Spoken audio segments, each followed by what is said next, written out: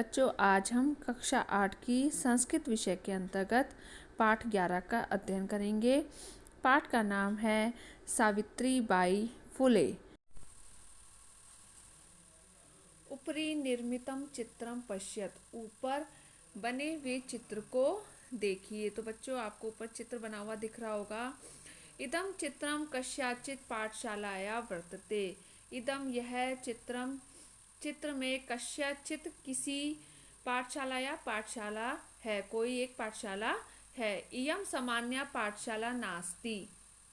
इयम यह सामान्य साधारण पाठशाला नास्ति नहीं है।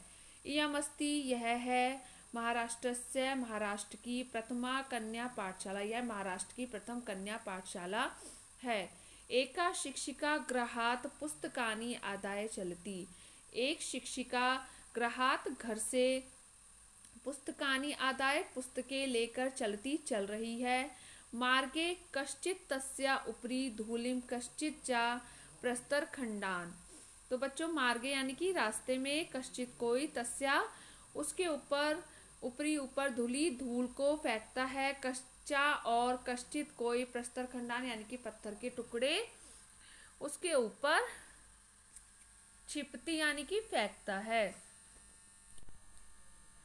परम सा स्वदृढ़ निश्चयात ना विचलती। परम परंतु, सा उसका अर्थात उस महिला का, स्वदृढ़ निश्चयात, स्वदृढ़ निश्चय यानी कि उसका जो अपना दृढ़ निश्चय है, ना विचलती विचलित नहीं होता है। स्वविद्यालय कन्या भी सा विनोदम आलपंती सा अध्यापने संलग्ना भवती।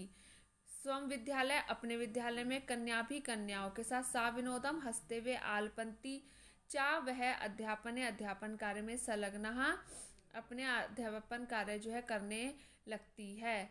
तस्या स्वकीयम अध्ययनपि सहैव प्रचलिति। तस्या उसका अर्थात वह जो महिला है जो विद्यालय में पढ़ाती है, उस महिला का स्वकीयम अपना अध्ययन, पढ़ाई अपी भी सहैव साथ में प्रचलित चल रही है। तो वह महिला जो आपको दिखाई दे रही है, ये पढ़ाती भी है और स्वयं पढ़ती भी है।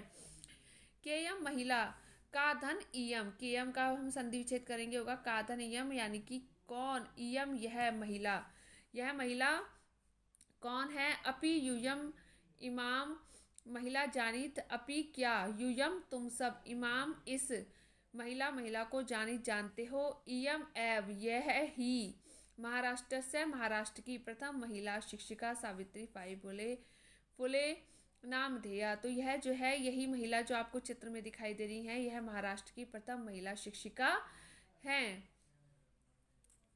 जनवरी मासस्य तृतीय दिवसे 1831 तमे ख्रीस्ताब्दे महाराष्ट्रस्य नायगांव नामनी स्थाने सावित्री अजायत। तो सावित्री बाई का बच्चों जन्म हुआ था जनवरी के महीने की तृतीय दिवस यानी कि 3 तारीख को, 3 जनवरी 1831 को इनका महाराष्ट्र के नायगांव नामक स्थान पर सावित्री अजाय, सावित्री पैदा हुई थी, इनका जन्म हुआ था।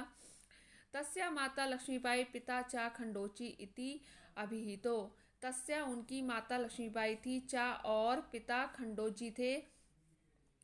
नववर्ष देशिया सा ज्योतिबा फुले महोदयेन परिणीता। जब वह 9 वर्ष की थी, नववर्ष देशिया यानी कि जब वह 9 वर्ष की थी, तो उनका सावित्री बाई का विवाह ज्योतिबा फुले महोदय से परिणीता हो गया था। सो अपि तदानी त्रयोदश वर्ष कल्पः एव आसीत।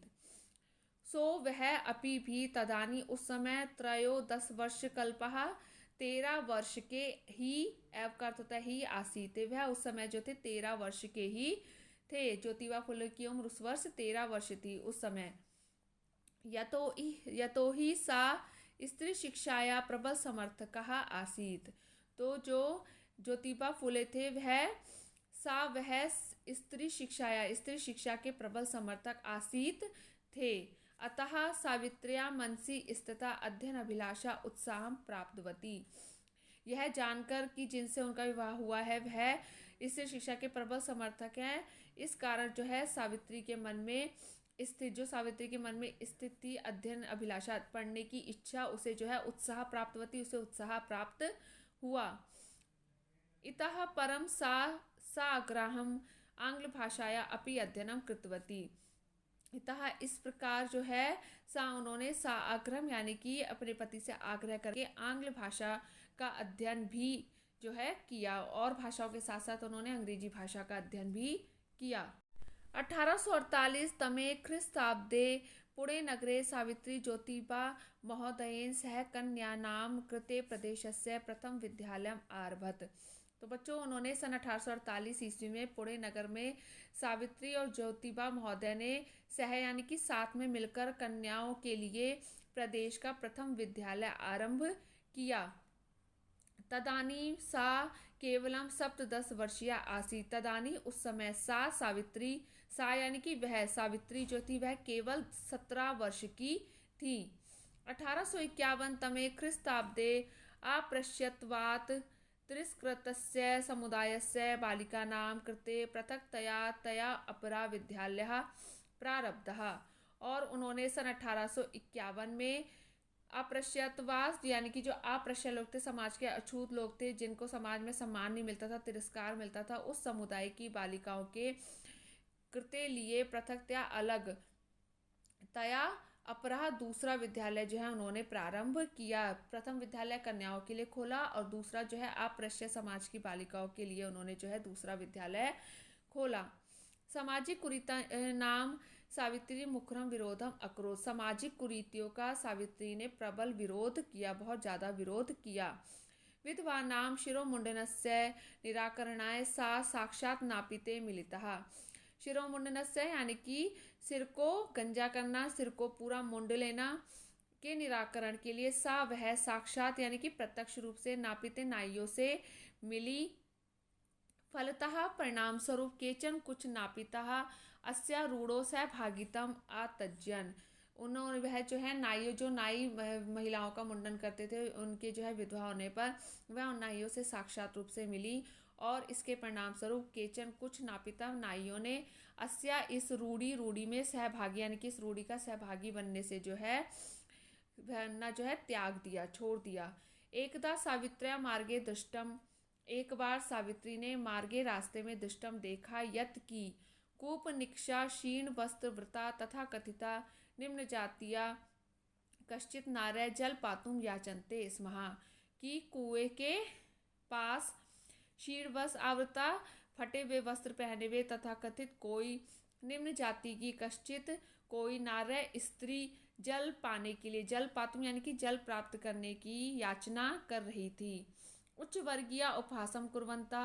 उच्च वर्ग के लोग थे, वह उसकी मजाक, उपहास का होता है मजाक बनाना, उसकी मजाक कुर्वंता बना रहे थे। कुपात जलो उद्धरणम आवार्यन। और कुएं से जल ले भरने के लिए जो है आवार्यम मना कर रहे थे। सावित्री एतत् अपना अपमानम शोडुम ना शक्नोत। सावित्री को एतत् यह अपमान जो है शोडुम यानी कि सहन ना नहीं शक्नोत कर सकी, वह उन्हें यह अपमान जो है सहन नहीं हुआ। सा ता स्त्रिया निज गृहम नीतवती। सा अर्थात सावित्री ता उस स्त्री को निज गृह अपने घर नीतवती ले आई। तड़ागम दर्शित्वा आकथ्यत। और तड़ागम यानी कि तालाब को दर्शित्वा दिखाकर आकथ्यत कहा। चा और यत की यथेष्टम जल नयता। जितना जल चाहिए उतना जल ले जाइए। सार्वजनिको अयम तड़ागः। सार्वजनिक है अयम यह तड़ाग है, तालाब जो है वह सार्वजनिक है। अस्मात् जल ग्रहणे नास्ति जाति बंधनम। अस्मात् हमारे द्वारा जो है या किसी के भी द्वारा जो है जल ग्रहण करना जो है मना नहीं है, हम जाति बंधन को नहीं मानते हैं। तया मनुष्याणां समानतायाः स्वतंत्रतायाश्च पक्षाः सर्वथा समर्थिता। जो सावित्रीबाई फुले थी वह मनुष्यों की समानता और स्वतंत्रता की जो है उन्होंने हमेशा स्वतंत्रता और समानता का समर्थन किया है। महिला सेवा मंडल, शिशु हत्या प्रतिबंधक गृह इत्यादीना संस्थानां स्थापनायां फुले दंपत्यों अवदानम महत्वपूर्णम। तो बच्चों, महिला सेवा मंडल और शिशु हत्या प्रतिबंधक गृह इत्यादि ना इन सभी संस्थाओं की स्थापना में फुले दंपति का सहयोग महत्वपूर्ण है। सत्य शोधक मंडलस्य गतिविधिषु अपि सावित्री अतीव सक्रिया आसीत्। तो जो सत्यशोधक मंडल उनकी संस्था थी, उसकी गतिविधियों में अभी भी सावित्री जो है अतीव यानी कि बहुत ज़्यादा सक्रिय आसीत थी। अस्य मंडलस्य उद्देश्यम आसीत, अस्य इस मंडलस्य मंडल का उद्देश्य आसीत था उत्पीड़ा नाम यानी कि जो पीड़ित हैं, समुदाय नाम समुदायों को स्व अधिकारान अपने अधिकारों के प्रति जागृत करना, जागरणम अर्थात उन्हें जागृत करना, जगाना था।